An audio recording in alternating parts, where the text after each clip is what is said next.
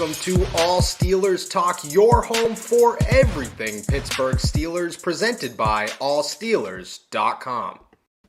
Hello, beautiful people of Steelers Nation. Thank you so much for jumping on to another episode of All Steelers Talk. I'm your host, Noah Strackbine, joined every Tuesday and Thursday by my main man, Donnie Droon. Make sure to find us on youtube.com/allsteelerstalk. And as always, go help our boys out at Manscaped by using our promo code for 20% off plus free shipping. Donnie, the Pittsburgh Steelers are entering week 2 of OTAs. They got a big name back on the field. Still waiting for another big name to potentially return. Quarterback battle's heating up. Najee Harris's quads are making national attention, and he's getting mad about it on Twitter. It's about 4 billion degrees in Pittsburgh. I'm sure that's winter weather to you. Yep. How you feeling, my friend? Feeling great, man. It's a Taco Tuesday, so can't really be mad about that. True. Plenty to talk about in the world of Steelers Nation, so I feel like it's been a while since we've had a few topics like this to really dive into. So I'm excited, man. I was in a meeting today, and somebody had brought up that we're only like 7 weeks away from training camp, which is super exciting. Like, the Steelers are going to be back in Latrobe, aren't they? They will be in Latrobe. I will be making that hour-and-a-half drive every day for 3 weeks. I'm excited. Not excited, but excited at the same time. I've heard Latrobe's pretty awesome. I've never been there, and I never got to cover training camp there. No, I've never been to Latrobe. I lived too far away to like visit there as a kid, and then and plus like my dad was a Broncos fan, so like it wasn't like he's like, yo, you want to go to Latrobe, man? He was just like, yo, screw the Steelers, come be a Broncos fan. And I was just like, never, ever, ever. So by the time I got here, COVID hit. They were back at Heinz Field. I enjoyed Heinz Field. It was a short drive, but I'm excited. I'm definitely excited. I heard there's a grilled cheese sandwich with a burger in between the middle of it, smothered in pickles. I'm all about all that. So you're going to bag on pickles. I knew you were going to do it. I knew you were going to do it. Pickles are disgusting. They're not disgusting. Pickles are disgusting, bro. Pickles are phenomenal. I'll eat a pickle every single day. I do. I ate a pickle 45 minutes ago, actually. Straight out the fridge. Fantastic. The hair's looking phenomenal. You want to know what else is looking phenomenal? Diontae Johnson catching some footballs from Mitchell Trubisky and from Kenny Pickett. Arrived at practice for the first time. Shocked a lot of people. Felt it was a good time to show up. Showed up. He went through the drills. He pretty much assured himself that he would always be catching balls from Kenny Pickett, which I really liked. Calvin Austin was like, dude, this guy is phenomenal. I pretty much mirror my game off of him, which I thought was really cool to hear. And from what I saw, he dropped one pass only. So it was a good day. Do you think it was early? Think it was too soon for him to show up? Did you expect him to show up? No, I didn't really expect him to show up at all, to be really honest. And it was funny because I think it was last week where we talked about whether, like, when we should expect him back and, like, where these contract negotiations are going to go. And I think, like, I spent probably, like, 5 minutes digging through his, like, Instagram trying to find out where he was working out. So for him to show up in week 2 of OTAs is pretty cool. I don't want to try to read too much into it. Granted, like, the Steelers did make their GM hire official with Omar Khan. And obviously, like, one of the top priorities for him this offseason moving forward is getting a deal done for Diontae Johnson if the Steelers do choose to do so. So I think it might have been a sign of, like, good faith in contract negotiations, because if you look around the league and you look at other top receivers looking for money, they're not showing up right now. Like, they're out trading somewhere else. They're out on the couch. They're doing whatever. They're anywhere but their organized team activities at the facility. Diontae Johnson showed up, and, you know, regardless of what you think of Diontae, he easily could have not shown up. He easily, you know, could have held out. He still could hold out if he technically wanted to in training camp, although it's not a good financial decision. But at the end of the day, Diontae's here, and I think that's really exciting. Yeah, I think it's something to really look forward to. I think it's something that the Steelers wanted to see. I also think it, like, kind of like throws a jab at everybody that was hating, because there's a lot of people who have just been like, Diontae Johnson needs to go. Don't ever pay Diontae Johnson, blah, blah, blah. He showed up, and 45 minutes into practice, I was just like, I was talking with everybody else there, and all I was saying was, yeah, Diontae Johnson deserves to get paid a lot of money, like a lot of money. The dude runs the crispest routes on the field. Like, we talked about George Pickens being a stud, and George Pickens was the reason I thought Diontae needed to show up sooner rather than later. Diontae looks 10 times crisper than George Pickens. Like, He just looks like a proven veteran who's only getting better. You got to remember, he's only entering his fourth year in the NFL. Like, that's not a lot going on here for this guy. I don't know. Like, I think to me it was like a, hey, remember me? I'm the guy that you should be paying $20 million to.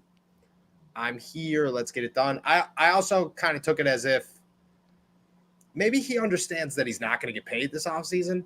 And, maybe that's stinks for him, but, it's a good understanding to have. Like, hey, they got to pay Minka. I get that. Yeah. Maybe they'll pay me next year. They have 2 other wide receivers. We'll work on a deal. I thought it was all positives that he showed up. I thought it was all, hey, look it. I'm going to work. I'm going to show you guys I'm still the best. You guys take it from there. Put the ball in the Steelers' court, and I kind of like that. No, for sure. And kind of touch on what I said. It's a good faith tactic. Like, hey, I'm showing up. I'm working with the team. Almost like TJ did last year, even though TJ like did still work off to the side. Like, he was still there working. It's kind of like, hey, like I'm not trying to short you guys or anything. Like, I just want to make sure like my financial future, is kind of secured for the next couple of years. And I feel like Diontae's doing the same. Off the top of your head, though, because I can't exactly remember the last time this happened, do you remember an offseason where the Steelers had to pay 2 of their like younger stars like substantial amounts of money in the same offseason? Because obviously like they've paid guys over the years and stuff, but I can't remember like 2 guys, especially on like opposite sides of the ball, that have needed to like see major pay upgrades like Minka and then Diontae Johnson. That is tough. I feel at least like off Ben the top of my head, I can't think of Yeah, anything. off the top of my head, that would be tough. I feel like Ben probably would fall into that. I feel like one of Ben's contracts would probably hit when somebody else needed to be signed. But that is super tough. When Ben got drafted in 2004, when did 2010 was when Troy would have been gone. Yeah, I don't know. That's a tough one. That is definitely a tough one. I don't think so, though. I think Ben would be the only person that I would expect to fall into that category with somebody else, because at some point you got to pay somebody.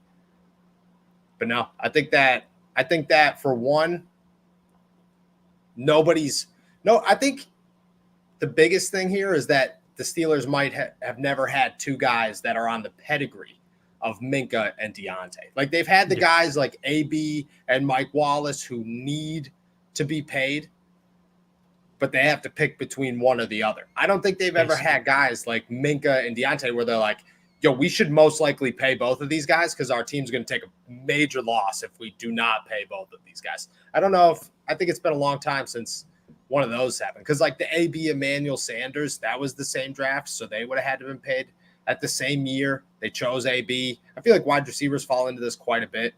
Le'Veon Bell, no, I don't know if he had anybody with him.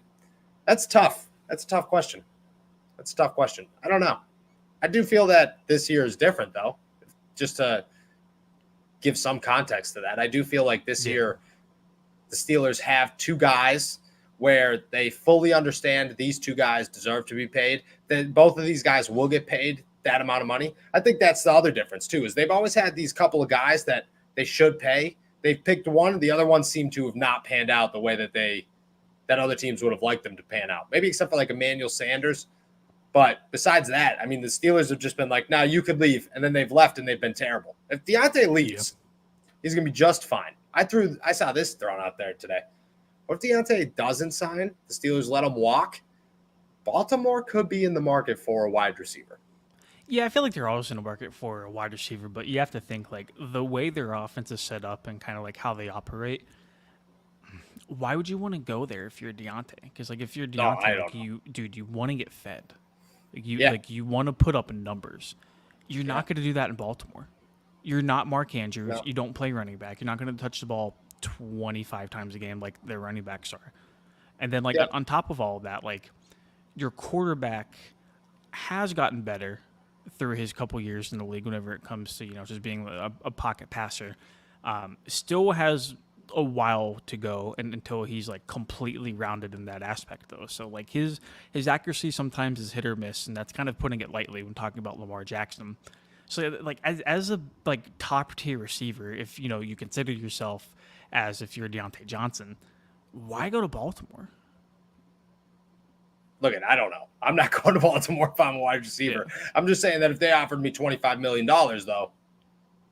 That is true. Yeah. Money, I would have a consideration. Money does talk. And to be fair, I'm very pro player whenever it comes to guys getting their money, because like you never know like when your last snap is going to be or how long you are going to last in the league. So, I mean, if like Baltimore's offering 25 and other teams are only offering like 18 or 19, then I could see it. But I don't know. But like on the other side of that coin too, it wouldn't make sense for the Ravens to sign him to $25 million a year if you could just go out and get cheaper guys to kind of like fill the same roles that he's going to.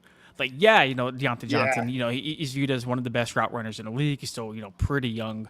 You know, he's explosive after the catch and all that other good stuff too. But I mean, no, I agree. Are you willing to pay that price tag if, you know, considering everything you're doing offensively? No, I agree. I don't think it makes total sense. But at the same time, if they want to make a splash signing, Diontae's a guy that, I mean, he's worth his value. Sure. If you're another team in the league, you're not looking at Diontae Johnson going, man, this guy stinks. You're looking at him going, yeah, Diontae Johnson's worth $21 million a year. That's okay with us. You know, the Pittsburgh Steelers don't want to pay him. It is what it is. We'll do that. So I could see, I can't see that, but I could see that. But I could probably say that with 31 other teams in the NFL. Probably easy. Akeem Nicks, the other guy that didn't show up, Stephon Tuitt, still waiting on him. Unclear what's going to happen there. Akeem Nicks signed with the Tampa Bay Buccaneers today. At what point, if you're the Pittsburgh Steelers, are you looking at Stephon Tuitt and saying, look, we got to be prepared for the worst here, and we have to make a move for somebody deeper? Yeah, we talked about that earlier in the offseason, how like we saw what happened with David DeCastro last year and how they seemed like they were caught off guard, but like there's no way you go into training camp and go into the preseason without like knowing the specifics of what's going on. If I'm the Steelers, you really would like to know by now at least which way he's leaning so you can probably prepare. But just in terms of like making sure the defensive line room is ready to go from like top to bottom, that should have started months ago. Like even kind of like regardless of Stephon Tuitt's presence in 2022, there were still questions about the depth with him in the lineup. Yeah, like that probably should have been addressed earlier. Now, granted, there were other positions of need that did kind of have to take like precedence over the defensive line, but I mean, a weakness is still a weakness. So, you know, if like Alualu goes down again, or, you know, like God forbid something happens like Cam Hayward, we've kind of talked up, but like low key, not really. Guys like Isaiah Loudermilk and a couple of other dudes across the defensive line, DeMarvin Leal being the most recent addition through the draft. We've kind of talked them up. Like you would certainly like to see them get their fair shot to see what they could do. But you also don't want to see that because that means something happened to somebody very important within the front seven. Yeah. I think if anybody goes down, the depth's there, but the starting depth, there's no starting depth. And at defensive end, there's Chris Wormley, obviously, but I was talking about this today. I think right now the way it stands is if Stephon Tuitt comes back, you know, he could be a Pro Bowl caliber guy. We've seen that. But a year away from football, pushing the age of 30, he could also be the bottom of the depth chart. And I think at this point, and I hate to talk about him like this, but I think at this point, you're looking at the group as a whole, and you're saying, if anybody's going to be replaced, it's got to be Stephon Tuitt because the rest of these guys are developing young and have a role here. So the Steelers, if they ran into that situation, I think that's what the tough part is they don't want to sign somebody because if they sign somebody and then Stephon Tuitt returns, they don't want to have to cut Stephon Tuitt. But if Stephon Tuitt doesn't return, then they got nobody to replace him, and they're sitting there with nobody. So I think that's like they've hit a point where we're pushing critical time, whereas if Stephon Tuitt does not show up for the Pittsburgh Steelers, he is doing them a major injustice by taking this long to tell them he's not coming. You know, I think at this point he should just either say, hey, look, I'll be there. I don't know when I'll be there, or I'm not going to be there. I'm not coming. I'm retiring. It is what it is. Or at least I'm walking away until the end of my contract. He's got 1 year left. If you want to go hit the market next year, that's totally fine. And, it stinks because I understand the situation and I know how hard it is, but For sure. like it's So at some point it's a business. I don't think the Steelers are that naive to kind of go out through, the entirety of the offseason without having some sort of plan when it comes to it. Them not grabbing anybody super significant, and I'm not talking like a major free agent or like spending like a first or second round pick on a defensive lineman, but them not like fully addressing the position on top of guys like Cam Hayward, basically saying that like Stephon Tuitt is going to be back in 2022. That gives me confidence that like at some point Stephon is going to return. It's just kind of like a matter of when. Let me say this though. If we get the training camp, if we get the preseason, if we get to week 1 of the regular season, Stephon Tuitt's a no-show or like he ends up retiring, they're going to look really stupid going this entire time under the public assumption that Stephon Tuitt was coming back and he never did. Yeah, exactly. And I think it's all indication because Cam Hayward, like we talked about a week ago, seemed 100% convinced that Stephon Tuitt was coming back to play in the NFL, come back to play for the Pittsburgh Steelers. That's cool. If that's what he's saying, that's cool. If he never shows up, I think that's on him. Like he kind of to a degree screwed this team over, and that's not okay. I feel like it's so difficult because it's such a fragile situation, one where you really look like a douchebag talking about it if you talk about it in a negative light. And like I'm trying so hard not to, but just to like keep it real, like Stephon Tuitt could never play football again, and that'd be so okay. Like, I wish him the best. I hope the situation's okay. I hope his family's healing. Like, I get it, man, and that's okay. Like, go out, hang your cleats up. That's fine. Take a break. Take like a significant break. Say, I'm not playing this season. Do not keep this in a limbo any longer than it needs to. I felt a year was way too long to keep it in a limbo. I think a year and a half now, at this point, you are doing the Pittsburgh Steelers injustice by saying, maybe I'm coming back. Like, what is maybe?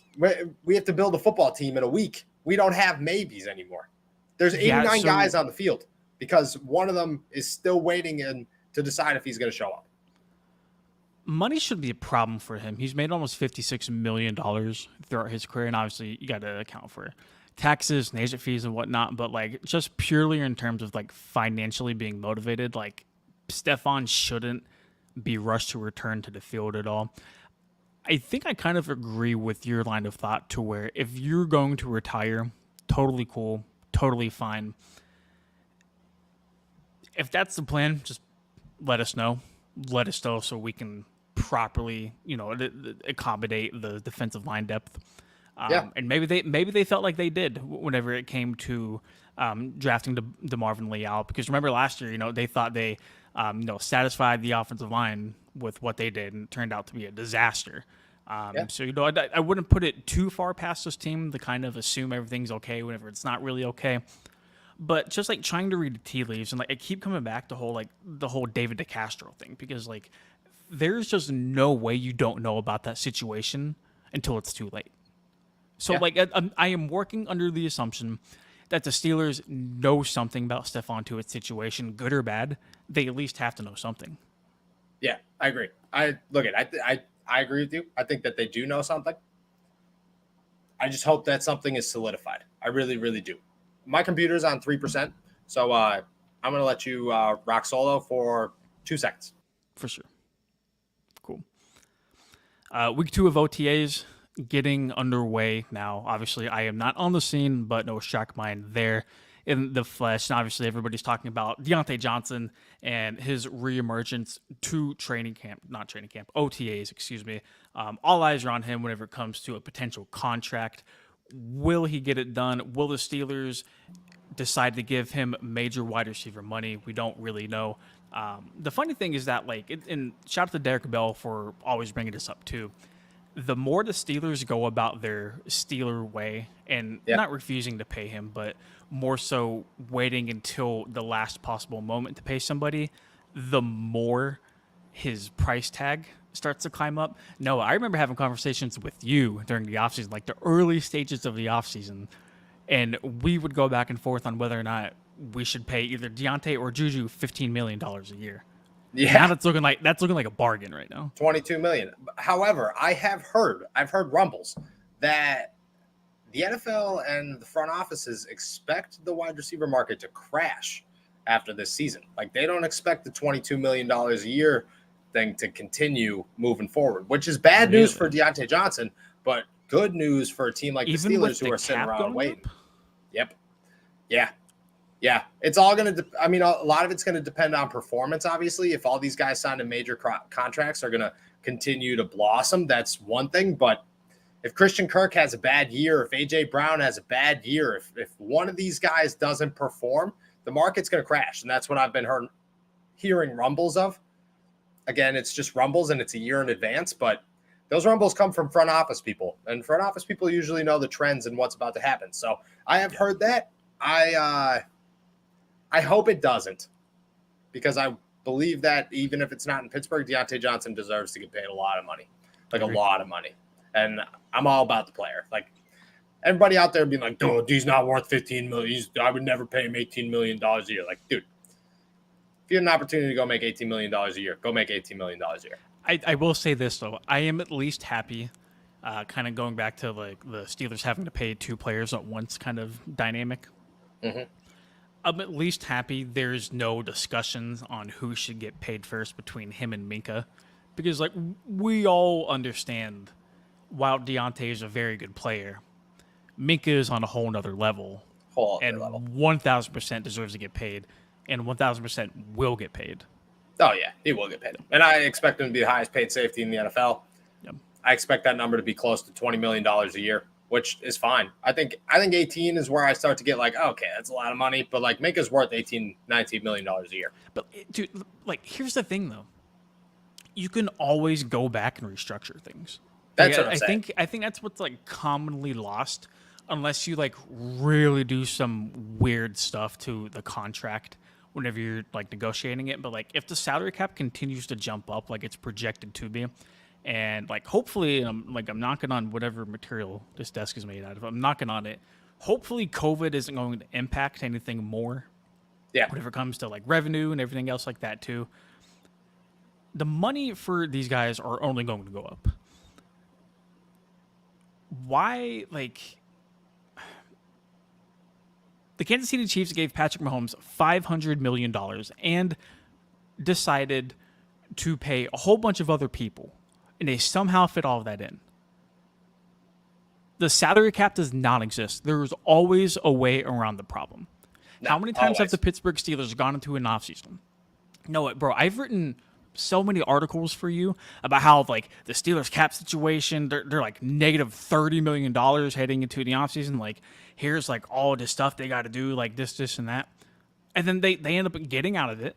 They end up signing 3 or 4 capable dudes. And then they're like, all right, let's roll. $10 million in cap space taken into the season in case anything happens. Yeah, the cap space is a lie. The salary cap is a myth. We've there's nothing else to be said at all. Salary cap's a myth. All right, let's talk about a little bit more going on OTAs. But first, let's answer a couple of questions in the chat here. For one, just to address this comment from Cam Hayward that Stephon Tuitt is getting work in Indiana and that he will arrive sooner rather than later. I was standing 3.5 inches from Cam's big head. It was awesome. I love when Cam speaks. But like I said last week, it was the first time that I believed Cam Hayward when he said that Stephon Tuitt was going to be here. It was the first time I looked at that and said, like I told you, Stephon's going to be here because I believe that Cam knows that Stephon's going to be here. Voices around the team do not seem as confident as Cam Hayward did. And I don't know who to believe at this point. Like, I believed Cam, I really did. But when sources say, hey, I don't really know what's going to happen with Tuitt, you have to at least take everything with a grain of salt. And that's just what we're dealing with here. I think that situation is more, we just have to wait and see what's going to happen. Here's a good one. So Much respect to TJ Watt getting his Did they do 99 that? overall Did they give him rating. 99? I think it was leaked. I thought they gave 3 days ago. Miles Garrett 99 overall. That's what everybody was upset about. I saw on Twitter that TJ Watt was a 99 in like an X Factor or something. He should I be. saw it 2 days ago. He should be. Unfortunately, this question is easy. It's unfortunate that it's easy because it's Aaron Donald. Okay. Who do you think is better, Aaron Donald or TJ Watt? Do you not agree? No, I do. I do want to touch on Doc's comment, though. Have we even seen TJ's prime yet? That's actually low-key a good question. Have we seen TJ Watt's prime yet? I think we're in the midst of his prime. I think he's got 3 more years where he's peaking. But, that being said, it's 2 different players. Aaron Donald is a dude who can play across the defensive line. He could dominate every single portion of the defensive line. He's one of the greatest defensive linemen, if not the greatest defensive lineman of all time. TJ Watt is an edge rusher. He's a pure, dominant edge rusher. And he might be top 5 greatest pass rushers of all time. But the problem is there's a lot of really great pass rushers throughout NFL history. He's just one of them. 2 different positions, both super dominant. And I think that's, in the NFL, it's very like Tom Brady's the greatest quarterback of all time, right? We all agree with that one. But he's not the greatest football player of all time. Like, people, a lot of times people say that's Lawrence Taylor is the greatest football player of all time. But, he's not the greatest running back of all time is probably Barry Sanders, as there's the greatest wide receiver, there's like 4 guys up for that. I think that it's all about where they are. That's why I like the Myles Garrett, TJ Watt argument makes no sense either because they play 2 separate positions. If you want to say Aaron Donald's better than Myles Garrett, yeah, 100%. 100%. Oh, yeah. But TJ Watt's a different position, so it's tough. But have we seen TJ Watt in his prime? I don't know. Do you think so? You think he's going to break the record this year? Dude, if he's healthy, who's stopping him? Who is stopping TJ Watt besides himself? That's the fact that he nearly broke it last year with like everything that kind of like went on and all the obstacles he had to overcome. Dude, like if he's healthy, he has to break it. I mean, it feels like he's only like getting better, which is a very scary thought considering he should have at least like 2 Defensive Player of the Year awards. Oh, 3. Very probably. Scary thought. Yeah. So TJ did break the record last year. That should be known. Yes, he did. Yep.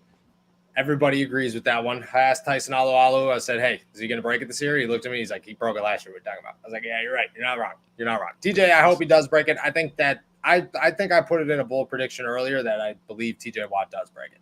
I think he'll break it if he's healthy for all 17 games. Regardless of like if Tuitt's there or not, obviously like Tuitt will help a ton in that aspect too. But like he did it last year without him basically. That's what I'm switching saying. back to like the whole like Aaron Donald argument though, coming from a dude who has a signed TJ Watt jersey in his closet, Aaron Donald is, I think, safe to say the best defensive player of his like generation already. And I think by the time he retires, he might be up there for one of the greatest football players of all time. Like, dude, he's ready to retire, and I still think he's there. Dude, I think he's in the argument for greatest defensive lineman of all time already. I still think like Lawrence Taylor is above him at like this point in his career. But dude, just an absolute animal, like week in and week out. Yep. That's the tough part with the argument of TJ. Is TJ in his prime yet? Like Aaron Donald is entering year 9 in the NFL. Like he's been in his prime for 4 years, absolutely dominating. So like maybe TJ is about to just take off, but I think TJ right now is like on that trajectory of where Aaron Donald was, where everybody said this dude is just a maniac. And I think, TJ is looked at as a maniac. So I think that's like, we're here, you don't tie the sack record, not in your prime. It's just about how much higher he could actually go. And it's going to be a good year for TJ Watt. He looks like an animal. Najee Harris looks like an absolute animal, but dude, it's impossible for TJ Watt to look any scarier. And every year he just comes in just looking so much scarier. So much scarier. All right. Let's get back into OTAs before we head out here. 2 more days of week 2, then we head into mandatory minicamp. OTAs got cut a week short. I don't really like that, but that's the NFLPA doing its thing. True.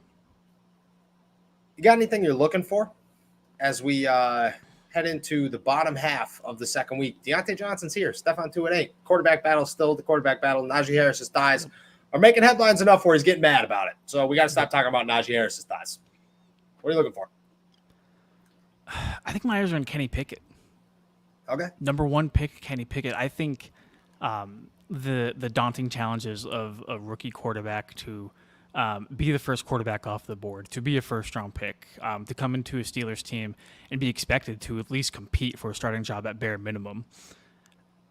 I think the most important thing for him right now is just to continue to grasp the concepts and the schemes of the offense that Matt Canada wants him to grab. I think the physical stuff will come later. So, like, if he makes a couple bad throws, like, I'm not really worried about it. I just want him to be solidified mentally heading into training camp. Because, like, dude, like, OTAs is kind of whatever. And even, like, training camp is, like, dialed down compared to, like, preseason and, like, regular season games.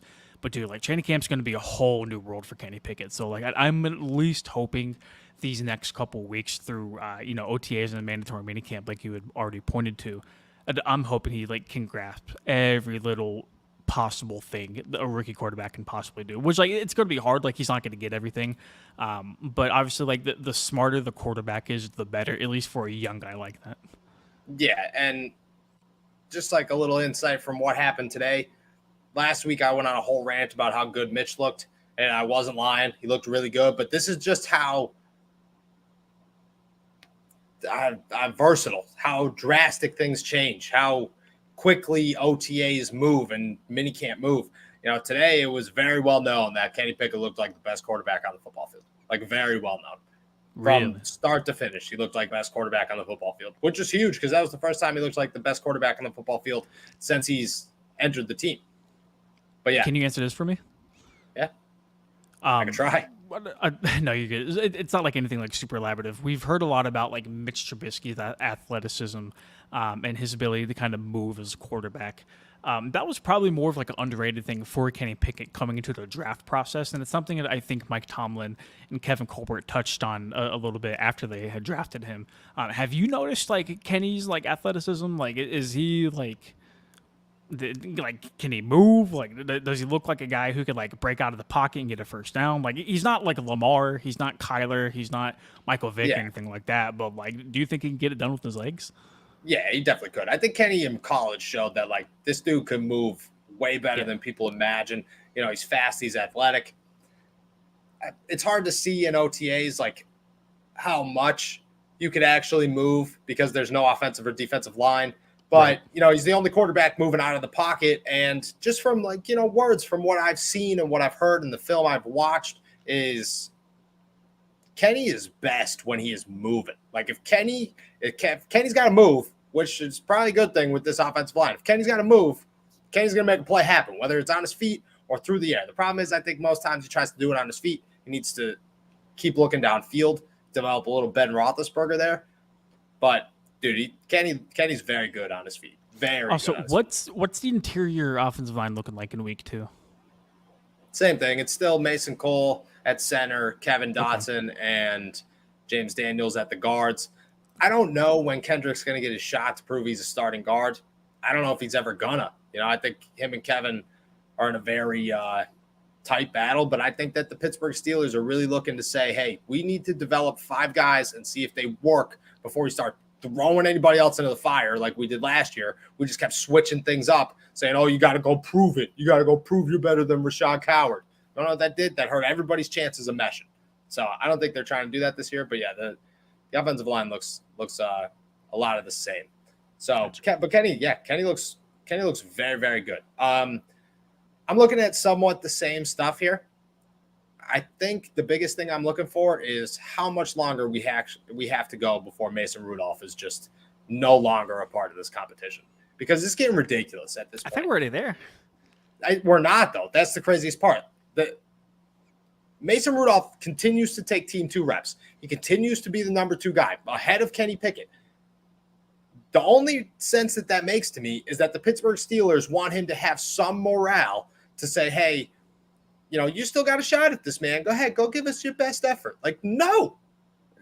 Nobody in the Pittsburgh Steelers organization is thinking Mason Rudolph is going to start for the Pittsburgh Steelers this year. Not one person. Not one person inside, outside. I don't think Mason Rudolph's parents believe that there's no, like, it doesn't make any sense. So why is he taking team 2 reps? Why is Kenny Pickett still number 3? That just, like, how much longer do we have to do this? It's not like anybody's getting better. You don't know what this is the funniest thing ever. I noticed this today. And I've noticed this in the past, but I've always just kind of like, looked at it, blown it off, and just been like, man, he really reads routes really fast. Mason has a robot scan that does not actually look at anything. So he throws a check down every single time, like literally every single time. But he always looks. He always does his looks. He's never getting yelled at for not scanning the field. This is what he does. Say like the reads are over here. First read's over here. This is where he's supposed to be going. He'll snap the ball and he'll go real, like, one fluid motion, just like all the way back around, and then boom to the drop off. Like, at no point have I ever seen Mason Rudolph do a complete read through. I have, in 4 years of covering this football team, I might have seen him throw 5 deep balls when there's 7-on-7s. Like, what? He's not a good quarterback. He's not a good starting quarterback. He's not a good backup quarterback. There's just zero reason for the Pittsburgh Steelers to keep him rocking as the number 2 while Kenny Pickett is sitting there wasting away with, Tyler Vaughns and Steven Sims as his options at wide receiver. Just doesn't make any sense. So that's what I'm looking for, I think, in week 2 is how much longer do we have to live with Mason Rudolph being just a wasted piece of this quarterback? Like, Chris, nobody's talking about Chris Oldokun. You want to know why? Because there's no point to. If he makes the team, good for him. No point. No point. Do you think there's a slight possibility that he makes a team over Rudolph? I think there's 100% possibility he makes the team over Gotcha. Rudolph. There's no, so just in like the aspect of a third string quarterback. So you're not going to keep Kenny as your third guy. At least I hope they're smart enough not to do that. If Mitch is the starter, which I think that's safe to assume right now, then your third guy is your practice guy, and you want him to be able to mimic everybody else that you're going to play. Like, that's your practice squad guy. So, and that was my biggest thing of like why the Steelers kept Mason Rudolph and got rid of Josh Dobbs, because Josh Dobbs can mimic everybody across the NFL. Mason Rudolph can mimic Mason Rudolph. Like, if you're playing Jared Goff, Mason Rudolph's your guy. Like, if you're not playing Jared Goff, Mason Rudolph serves no purpose to a practice squad. Whereas in Chris Oldokun, he can mimic Lamar Jackson. He can mimic Joe Burrow. He can mimic Deshaun Watson or Baker Mayfield or all these mobile guys. And I think that just makes him a very valuable asset. On top of that, like, he kind of looks good. Like, he doesn't look like starter good, but he looks a lot more put together as a quarterback than I expected a 7th round pick to be. So I think that's 100. If Mason Rudolph makes this team, I'll wear a jersey I'll wear a Mason Rudolph jersey for a whole month on this podcast. Whole month. I'll go waste my money on a Mason Rudolph jersey to wear it on this podcast. Just because there's zero chance. You heard it here. And I love there's 2 things I love in this world. A couple of things, but there's 2 things I love a lot in this world. Yeah, careful. And that is not wasting my money, and that is not rooting for Mason Rudolph to be the starting quarterback of the Pittsburgh Steelers. Those are 2 things I very much love so. Very much love so. On the other side of that, Brian Flores is something to watch this week for those of you who haven't really been paying attention. He wasn't here for most of last week, but he came in and everybody loves him. Like, loves him. I believe Terrell Edmonds called him Bulldog today. Miles Jack looks good. Did you see where Terrell Edmonds said that he was talking with like other teams, but ultimately like he wanted to come back to Pittsburgh? Yeah. I had a couple of offers on the table. Come on. Yeah, somebody's like, from the fan-controlled football league. Look, I like Terrell Edmonds. I think we try really hard, actually, not to hate on Terrell Edmonds, I feel, on here. But, there's no way. Like, there's no way that he had offers. There's no way. Not good ones. Definitely not good ones. His reasoning was, I want to I want to come back and be in like the best situation. I know the playbook, yada, yada. And I was like, yeah, that makes a lot of sense. But at the end of the day, you were really hoping that they didn't sign Tyrann Mathieu. You were really, really hoping that the Pittsburgh Steelers weren't sitting there going, yeah, we're going to get a better strong safety. Sorry, buddy. Peace. I don't know. That being said, KZ was playing a lot of safety today. Yeah, good deal. Because was it you or somebody else that pointed out that he was mostly playing on like the boundary last week? He was playing a lot of corner, like a lot of corner. I like him as safety. He's smaller than I expected him to be, but he hits hard though. Yeah, he hits hard. He comes up with plays. He's a terrible tackler, but when he's there, things tend to happen. There's a lot going on. All right, everybody, we're gonna head out of here. I hope everybody's enjoying the beautiful day and continues to enjoy the beautiful day. Thank you so much for jumping on to another episode of All Steelers Talk. Find us on youtube.com/All Steelers Talk. And as always, go use our promo code at manscaped.com for 20% off plus free shipping. We'll be back on Thursday. Like I said, enjoy the beautiful weather. Peace.